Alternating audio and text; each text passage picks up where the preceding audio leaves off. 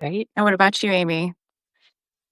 Okay, well, on this topic, I have actually a bunch of books that fall into the category because my very first memoir, Solitaire, was the first memoir of anorexia. So that was a very, very, very narrow niche at the time.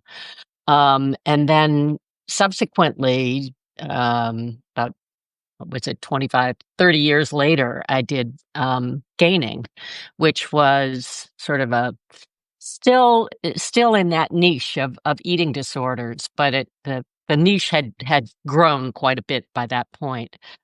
So that's sort of one corridor, and then the other hat that I wear is writing about Asian American, biracial, in particular, mixed identity. And this was my first novel back in 1994, Face, and nobody had really been writing at all about mixed race identity, I'm especially not Asian American. So that was the first novel. And then my second novel was Cloud Mountain, which continued that theme and was more specifically about my Chinese grandfather and my American grandmother marrying. And a lot of it is the history of the early Republic of China. So that turned out to be very kind of we can talk about it because it was on the surface, it was very niche. But then the book was kind of embraced by